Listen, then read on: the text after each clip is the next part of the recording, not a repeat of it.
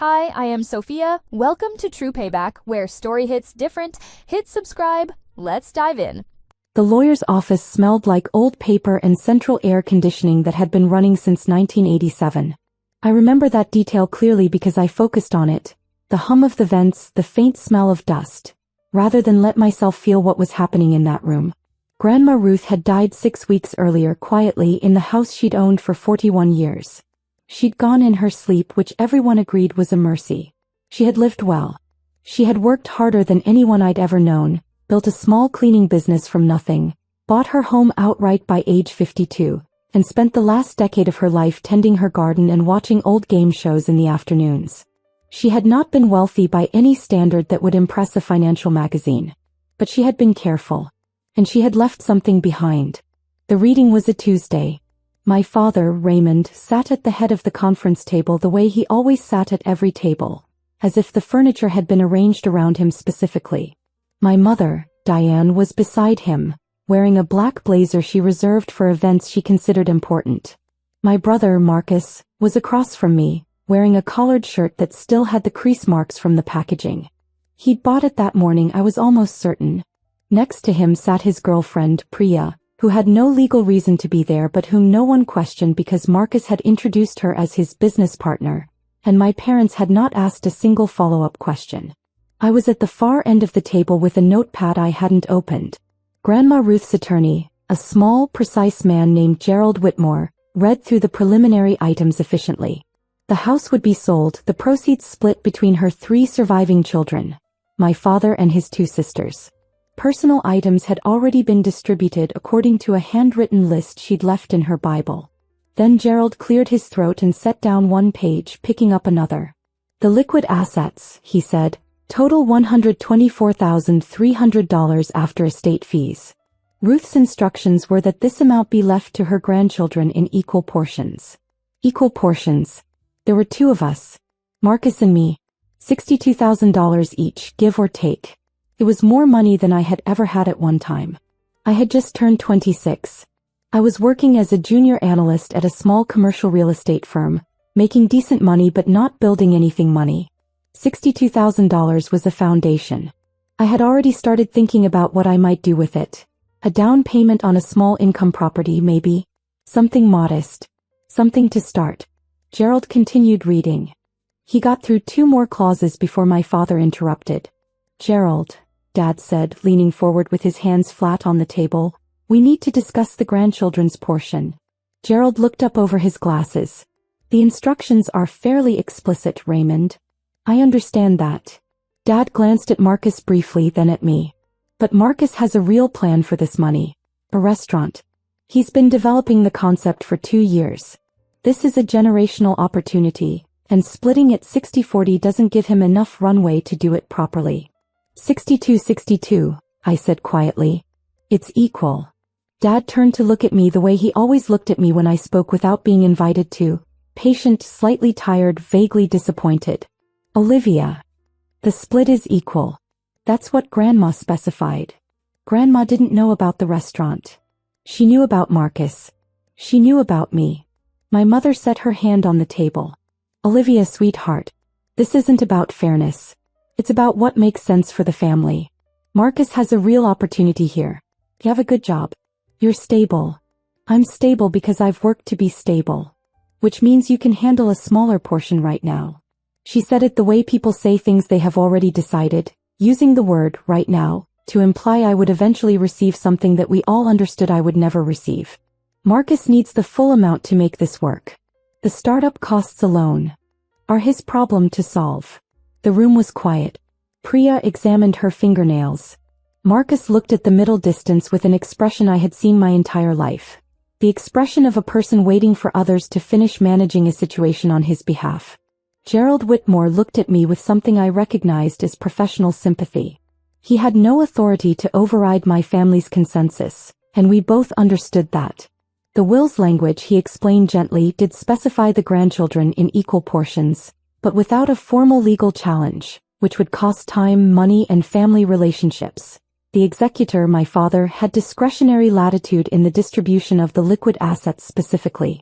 Discretionary latitude. My father's favorite kind of latitude. We agreed, Dad said finally with the tone of a man closing a meeting. The money goes to someone who'll use it. The implication hung in the room like smoke. Someone who'll use it.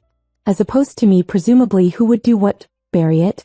My decade of careful budgeting, my nights studying for my real estate licensing exam, my weekend hours running the numbers on properties I couldn't yet afford. None of that existed in the version of me my family carried around in their heads.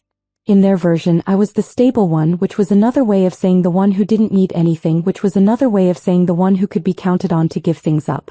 Everyone nodded. Not dramatically. Just the small, settled nods of people who have made a decision and are now waiting for the room to confirm it. I picked up my notepad, uncapped my pen and wrote one thing on the first page. Then I capped the pen, put the notepad in my bag, stood up and said, "Okay." Not sarcastically. Not with tears. Just okay, the way you say it when you are filing something away rather than letting it go. I left the lawyer's office alone. It was 11:15 in the morning. The sun was flat and white on the parking lot. I sat in my car for 4 minutes, then I drove back to work. What I had written on the notepad was a number. $8,400.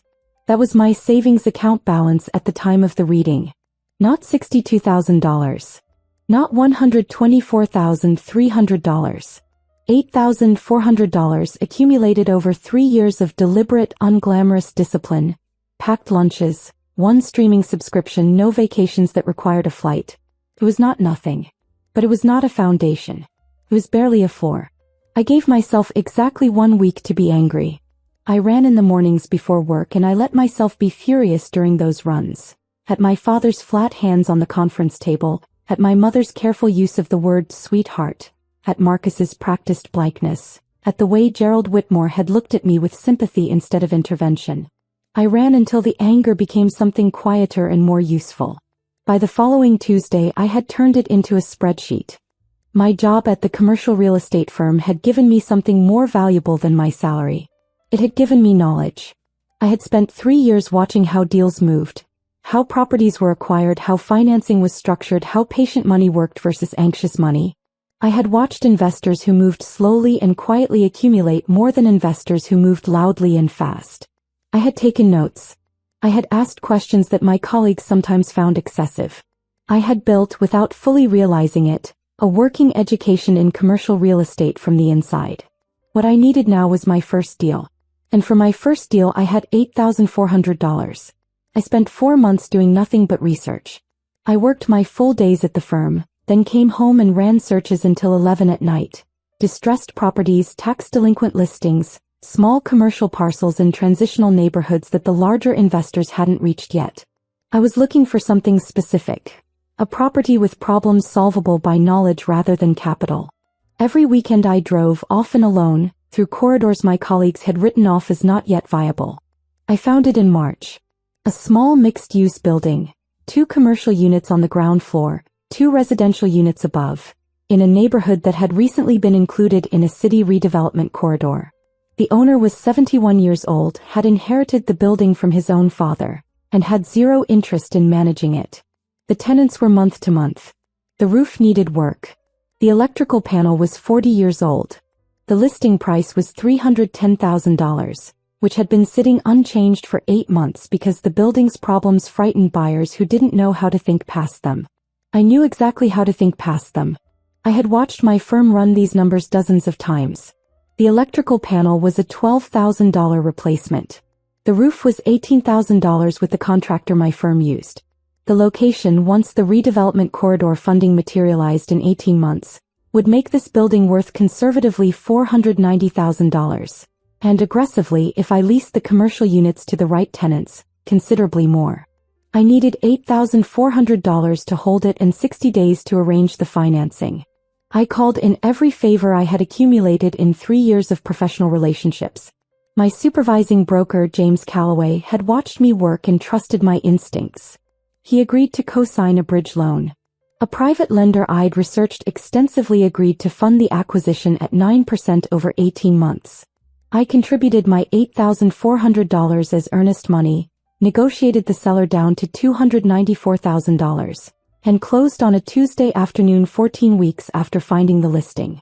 I stood outside that building on a Thursday evening in May holding a single key on a plain ring and felt something I can only describe as the opposite of what I'd felt in Gerald Whitmore's office. Quiet. Thought. Entirely my own. I did not tell my family. Not out of strategy initially. Simply because they hadn't asked what I was doing, and I had learned not to offer things to people who hadn't asked for them. Over the next 18 months, I managed that building with the same obsessive precision I'd applied to finding it. I replaced the electrical panel. I repaired the roof using a phased approach that kept costs below my projection. I brought in a small accounting firm as one commercial tenant and a physical therapy practice as the other. Both on 3-year leases at rates that covered my debt service with enough left over to roll into the next acquisition. The redevelopment corridor funding was approved 15 months in. The building's assessed value jumped to $512,000.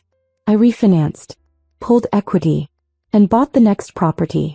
By the end of year 2, I owned 3 buildings through a Holdings LLC I had registered under my initials, OR Holdings. By the end of year 3 I owned 7. My portfolio was valued at $2.3 million.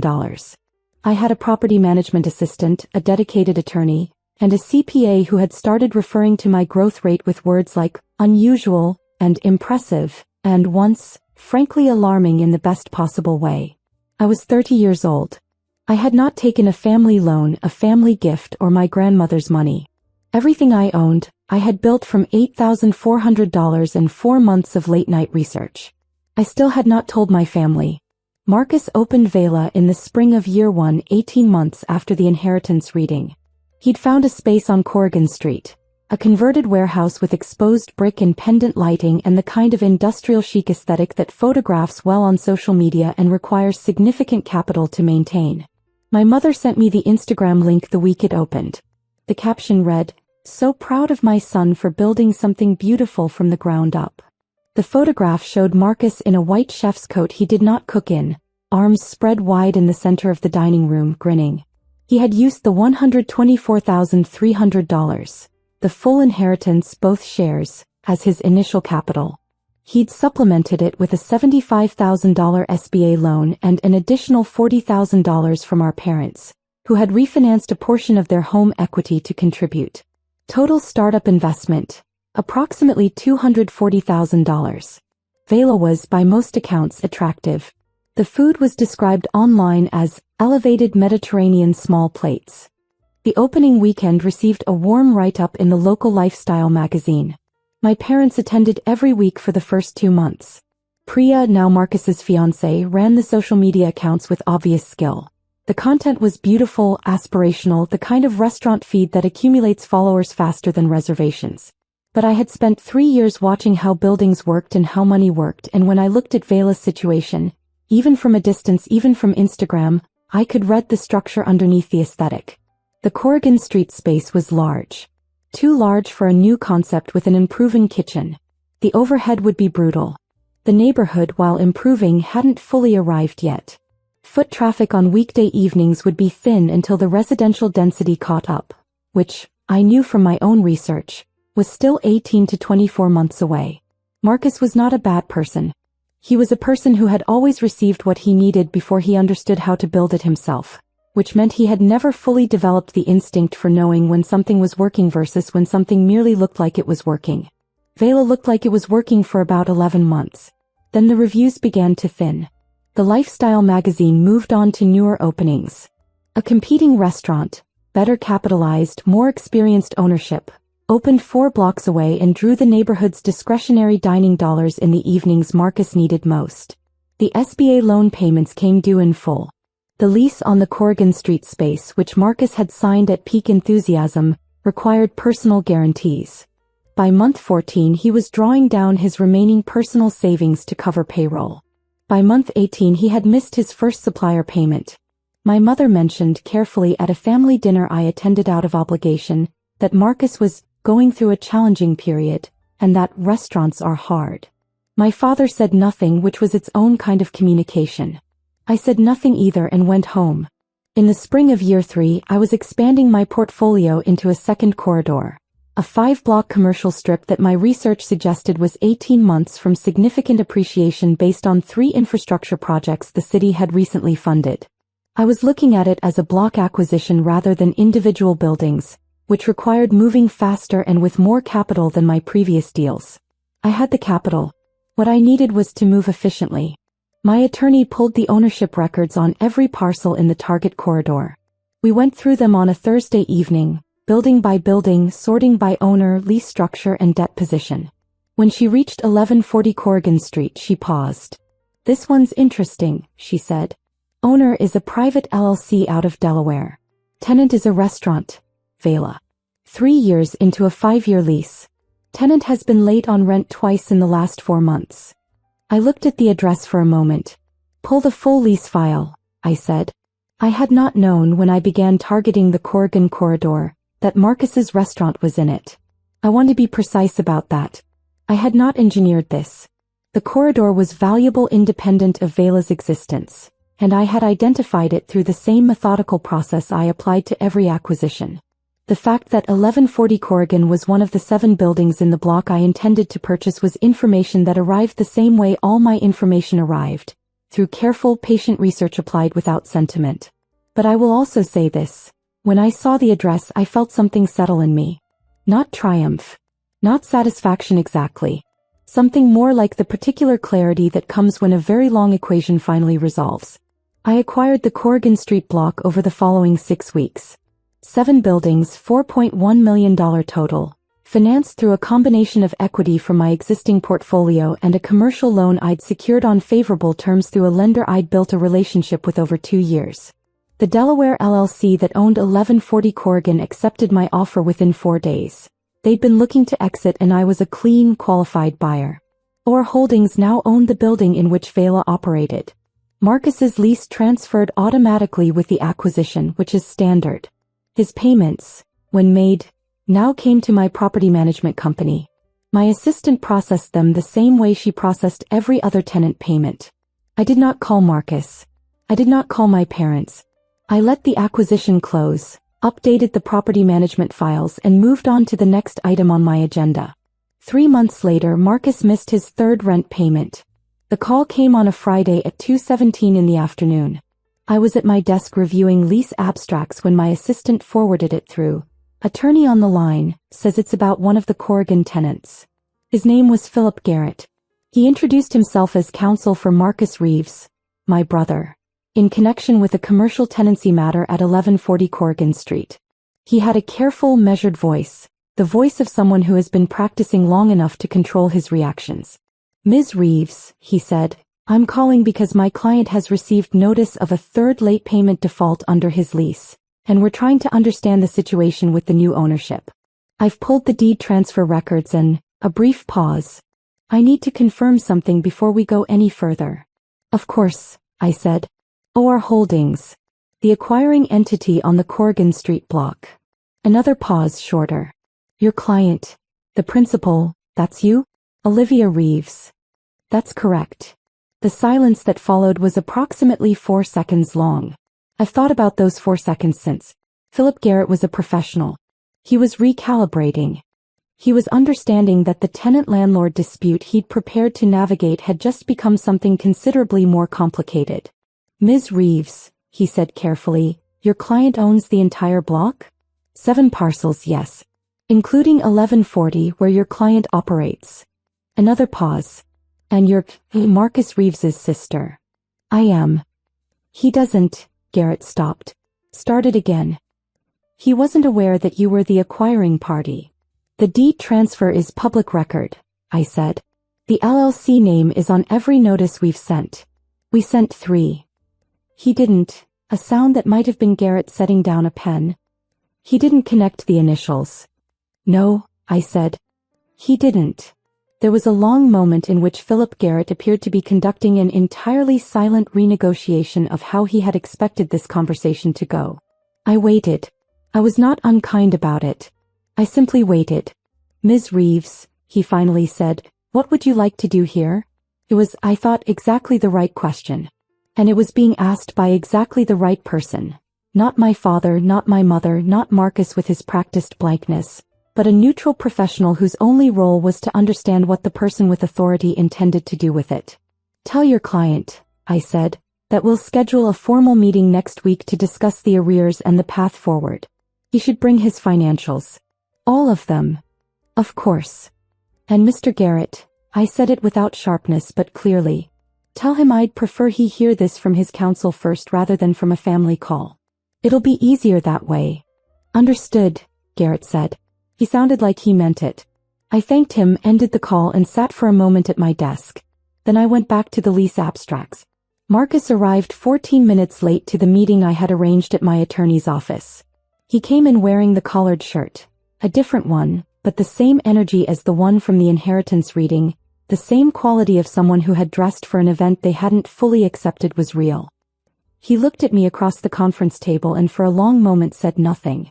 Olivia. Marcus. He sat down. He had his own attorney with him, Philip Garrett, who had clearly spent the intervening week preparing his client for what was coming and who looked like a man who had succeeded only partially in that effort.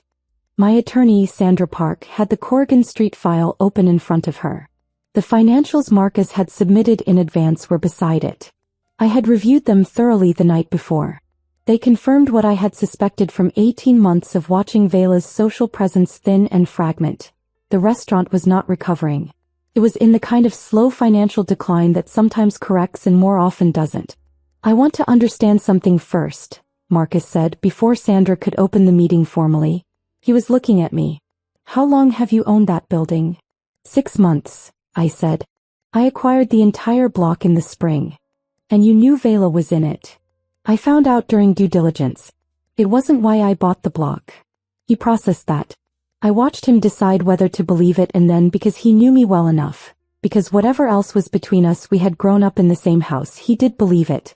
I could see the moment he set that particular grievance down. He said. So what happens now? Sandra walked through the lease terms, the arrears, $38,400 across 3 missed months, and the formal default provisions. Marcus had the right to cure the default within 30 days or face termination proceedings.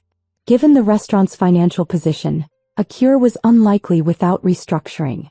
She laid it out without editorializing because that's what I'd asked her to do. Marcus listened. Across the table, for perhaps the first time since we were children, he was genuinely listening to me.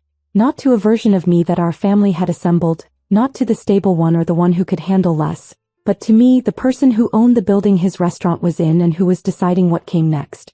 When Sandra finished, Marcus said, "What do you want, Olivia?" It was close to what Garrett had asked on the phone. Closer though. More personal. I had thought about this. I had thought about the reading, about Gerald Whitmore's careful sympathy, about my father's flat hands on the table. I had thought about the 4 minutes I'd sat in the parking lot afterward, and the word, "okay," I'd said to the room.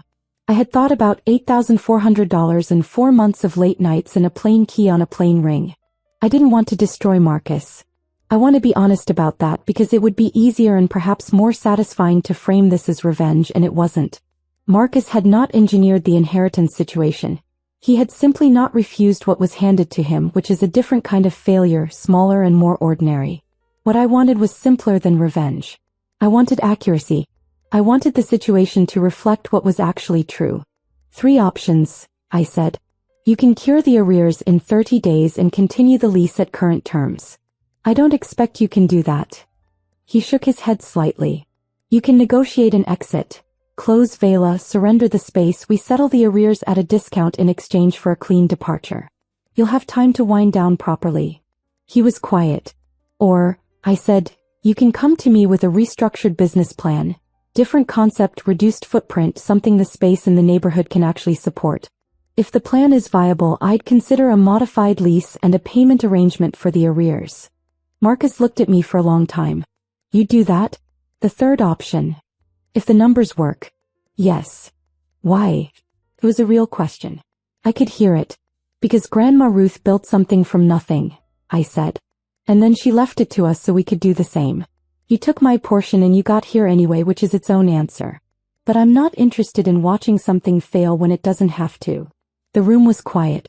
I'll need 2 weeks, Marcus said, to put together a real plan. You have 2 weeks. Marcus closed Vela 8 months after our meeting. Not because I forced him to, because the restructured plan he proposed in those 2 weeks was honest for the first time. He had sat down with the numbers without Priya's Instagram aesthetic making them look better than they were. And what he found was a concept that the space couldn't sustain and that he, frankly, didn't love enough to fight for the way survival required. He reopened 14 months later in a smaller space. Not on my block, his choice. With a focused menu, a bar program he actually understood, and a business partner who had 15 years of restaurant operations experience. I lent him nothing. I referred him to 3 people who could help him because that's different from giving him something. He is, by current accounts, doing well. The new restaurant has been open for 2 years. It is smaller and less photogenic and significantly more profitable than Vela ever was. My portfolio currently includes 23 commercial and mixed-use properties across 4 corridors. OR Holdings is valued by my CPA at $11.4 million in net equity. I have a team of 4, a waiting list of tenants who want to be in my buildings, and a reputation in the local commercial market that took 4 years of deliberate, unglamorous work to build. My father called me 6 months after the Corrigan meeting. He didn't apologize exactly. Raymond Reeves is not a man who apologizes exactly, but he said something I had not expected. He said, "I didn't understand what you were doing. Boss. I should have asked." I told him that was probably true. My mother sends me listings sometimes. Properties she thinks look interesting, clipped from the lifestyle magazine or forwarded from neighborhood Facebook groups. The properties are almost never viable, but I look at each one for longer than it deserves, because I know what she's actually sending is an attempt at a language we're still learning together. Grandma Ruth left $124,300 to her grandchildren. Marcus got all of it and built a restaurant that failed. I got none of it and built something worth $11.4 million. He would have found that funny, I think. She had a very dry sense of humor for a woman who watched game shows. The key from my first building, plain on a plain ring, sits in the top drawer of my desk. I don't take it out often, but I know exactly where it is. That's enough.